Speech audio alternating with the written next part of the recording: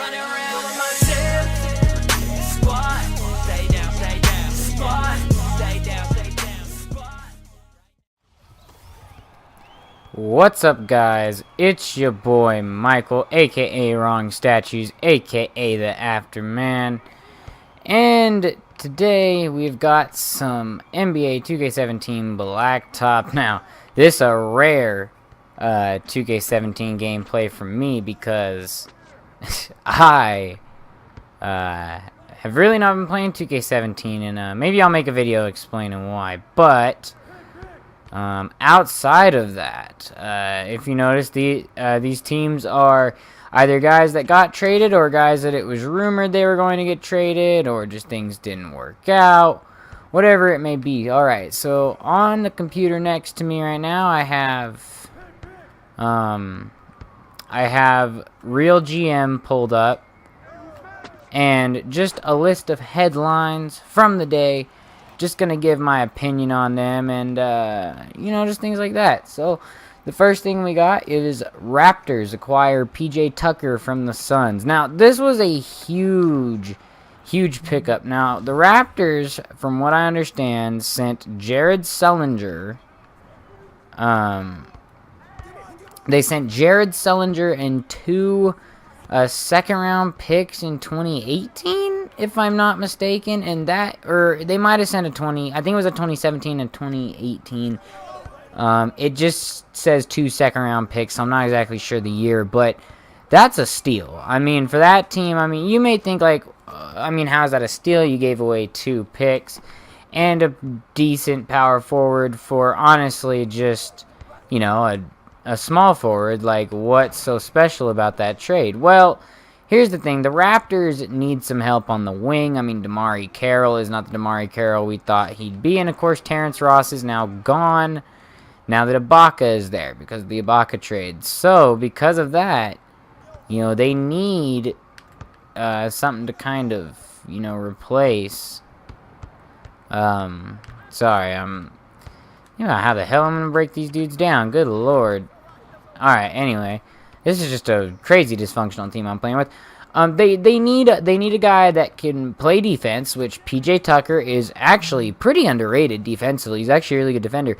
And man, is he an elite corner three shooter. And honestly, you got two guards that get to the basket and shoot mid-range, as well as big men that can do the same thing. Combine that with a guy who is almost automatic from the corner. That's just a good setup. That's just a good setup, man. That's all that is. So, anyway, let's move on to the next one. Mavericks waive Darren Williams, expected to sign with the Cavaliers. Now, I don't know how I feel about Darren Williams being waived. I do feel like the Mavericks, they definitely have too many point guards. They still got Devin Harris, I'm pretty sure. They got J.J. Barea. Now they got Seth Curry, who's blown up, and Yogi Ferrell, who they just signed to a 2-year deal.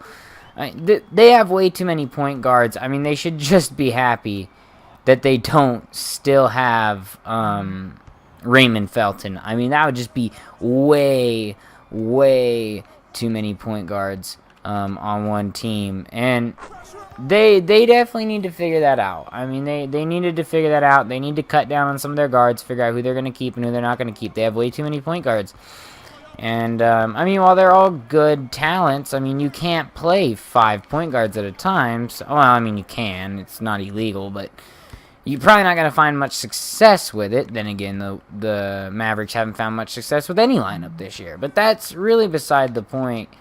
What I'm trying to say is they're not going to find much success playing into the hands of just, oh yeah, we'll just throw out a million point guard. That's not going to work.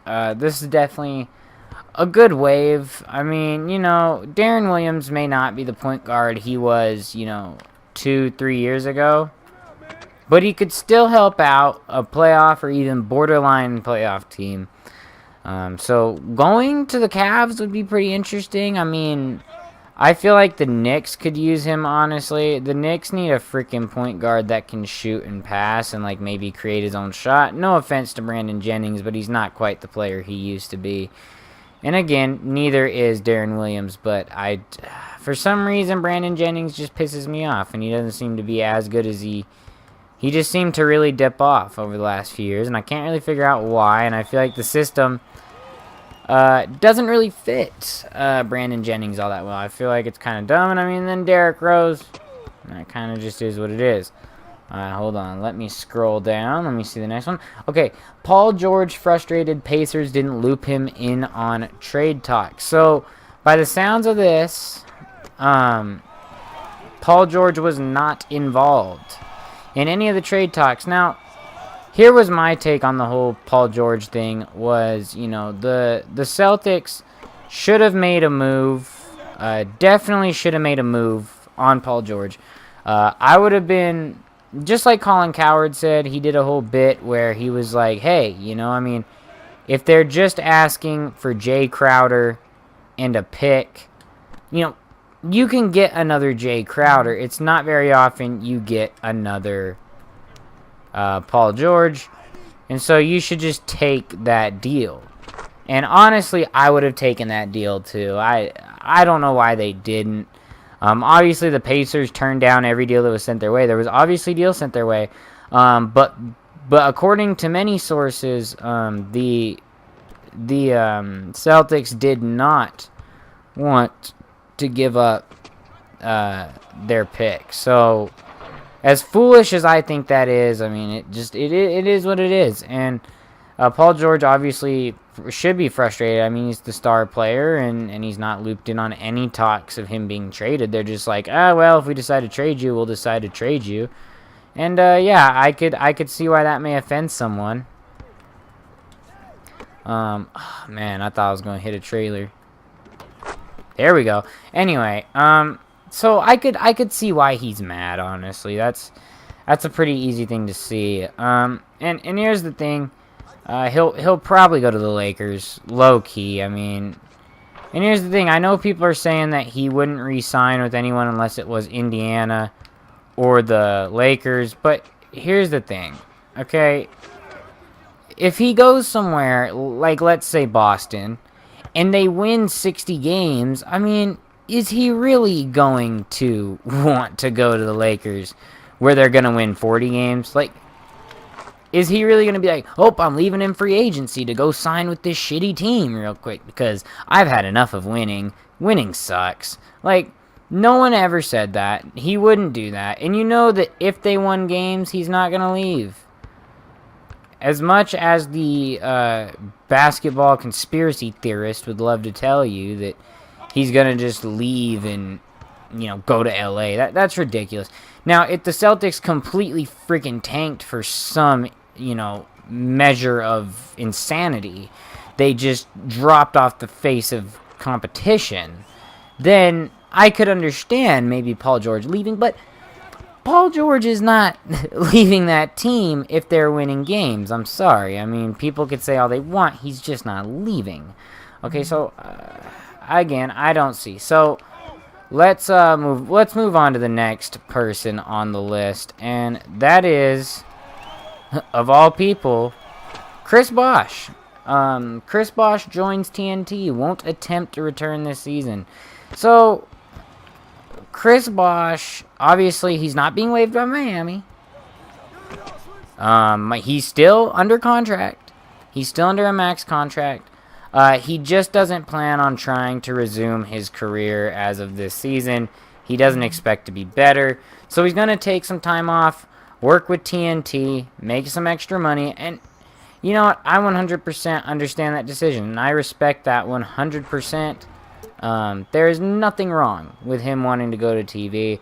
And honestly, I mean, I hate to say it, man, because I've been a long-time fan of Chris Bosh, man. I've really enjoyed him, even back from the Toronto days, man.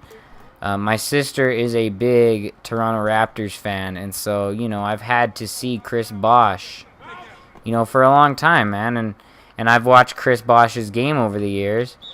And it's sad to me to see a guy with that talent get a max contract and then just kind of, you know, just have the medical issues and kind of have to drop off the face of the earth. So I do wish him the best, and honestly, I do hope those blood clots get better. I do hope we're able to see him play a few more seasons, but I'm only about, maybe 55% sure that he could come back. I'm honestly not sold on a chance of him coming back. I'm pretty I'm pretty null and void on this whole situation, and I don't really know if it's even possible for him to come back, truthfully. But I honestly do hope the best for Chris Bosh in all reality. I mean, honestly, you can only hope that he's able to make a recovery. But if not, I think he is going to make a very good analyst, and I'd love to see him on TNT. Alright, so on to the next story. We have Bulls won't buy out Rajon Rondo. View him as trade piece in June. So this was actually rather interesting to me because I was surprised to see the Bulls not really make any moves. And the moves the Bulls didn't make a lot of sense. I mean, they traded for Cameron Payne? And they traded away 2 positions. They traded for a point guard, which is a position that they don't have lack of. And they traded away 2 guys that play positions that they don't really have a lot of talent in it. Power forward and small forward. They don't have a lot of talent in those areas, and they trade away those 2 players, probably their most talented players at those positions, for a point guard who's never really proven himself. And honestly, I don't know how to react to that. I truthfully don't know how to react to that. But here's the thing. Rondo is definitely not going to be on this team. They don't see him in the future. I love to think the best, but I'm not dumb. And I definitely know that, in this case scenario, he isn't a plan of the future, and they are going to get rid of him. Now, of course, I wouldn't buy him out either. I mean, he does have 1 more year on his contract. I would try to trade him too. I think that's a very good move by the front office. I mean, obviously, if you're the Bulls, you're not winning this year. You know that there's really no way that you win. So go out, see what you can get for Rondo, go from there, make the best decision. This one just kind of goes on with the Paul George one. Nuggets were hesitant to include Jamal Murray in offer for Paul George. I'm happy they didn't. I mean, I like Paul George, but Jamal Murray just seems like a really good young talent, and I don't know how much, if I'm the Nuggets, I want to trade my young talent. I mean, I feel like that's going to be a very good young team. In maybe another year or 2, they could be, a really good playoff team. I don't see a reason why even if it's Paul George, I just wouldn't trade Jamal Murray. I just don't think that's a good idea. So let's move on to the next one, and this was probably the biggest trade of the day. Mavs acquire Nerlens Noel for first-rounder Justin Anderson and Andrew Bogut. Now, of course, Andrew Bogut is being bought out. I don't know. I think he might have been getting bought out by the Sixers. I'm not sure if they worked it into a 3-team deal or not. I heard rumors about that, but again, I can't.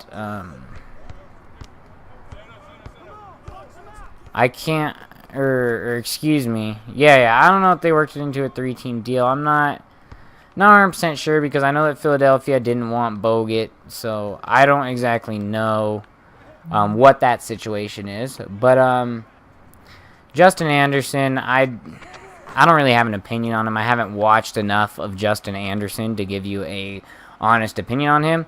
But Nerlens Noel is definitely the big factor of this trade. The Mavericks won this trade without a doubt. There's not a shred of doubt in my mind. Colangelo is just screwing over the Sixers fans right now. And truthfully, I mean, if I'm the Sixers, I would rather trade Jahlil Okafor. That's just me. But, I don't know. I mean, this trade, if they traded away Jahlil Okafor, I would have just liked it better. Because now you have 2 offensive-minded Centers, of course, Joel Embiid can play really good defense too. Joel not so much. So I don't know. I just didn't like this trade for the Sixers. I thought this was a really bad trade. Just a few more things. Pelicans to waive Terrence Jones, obviously with Boogie Cousins coming. I mean, this was just kind of a must-do, honestly. I mean, are we shocked that they're waiving big men? Anyway, moving on. Nuggets acquire Roy Hibbert from the Bucks. Oh God, no one wants Roy Hibbert. I swear to God, that dude will never find another job. Which is crazy because all these dudes left the Pacers. You realize that? All these dudes left the Pacers and got no playing time. Anyway, I'll, sip my tea like I'm Kermit out here, but, jeez, man, I'm sucking ass. Okay, and then, of course, I kind of touched on this, but the Bulls, trading away Doug McDermott and Taj Gibson for Cameron Payne, Anthony Morrow, and a pick or something like that. Or the Bulls gave them a pick. I don't really know the whole situation as far as the picks go. I don't know who sent what picks in what rounds and all that. But I just know the players. And, man, can I tell you that this was highway robbery by the Thunder. I mean, I have nothing against Cameron Payne, but I don't know if I believe in Mans that much to, trade away two cornerstones of my franchise. But as far as Anthony Morrow, I was kind of worried when they traded away Doug McDermott because I was like, great, they're not going to have a shooter anymore, and this team is really going to have no spacing. Actually, no. Anthony Morrow, really good shooter. If I'm OKC, I would have rather kept him, but either way, kind of just is what it is. And there's really, nothing else. The Suns are going to waive Jared Sullinger, a few other things like that. Mike Scott, and they're going to sign Ronnie Price. Andrew Bogut may go to the Warriors. There's a few other rumors out there, but nothing that's too crazy. I mean, this doesn't really change, and the sad part is that, I mean, this trade deadline was better than last year for sure, because there was not shit that happened last year. I mean, I think, like, the most that happened last year, I mean, that was, like, the Tobias Harris one, but the year before that, when, like, Reggie Jackson got traded, and Goran Dragic got traded, and Isaiah Thomas got traded, and that was definitely, changing the league up. I don't think any of these trades changed the outcome of the league, except for maybe what the Raptors did. I think the only thing that could change, maybe what happens in the league is who the Raptors traded for, because you could say the Pelicans, like, oh, they got Boogie, but I don't think getting Boogie means all that much. I'm gonna be truthful right now, and I feel like they don't have any guards, so I mean, who's gonna play alongside Boogie, I guess, would be the question. Wow, I should have made that. I don't know, but this was definitely not definitely not a trade deadline that really did much to change the league up. It was pretty intense. I did expect a little bit more, but it's whatever. But anyway, with that bucket, we get the win here, and that's really all I have to talk about, guys. So I'm going to dip out. Hope you enjoyed my breakdown of the NBA trade deadline day. Don't forget to like, comment, subscribe if you enjoyed. Also, don't forget to follow me on Twitter at @theafterman_. Also, don't forget the mottos, hashtag DWC Defense Wins Championships, and hashtag FFOB Fresh Fruit Over Bitches. And until next time, guys, peace!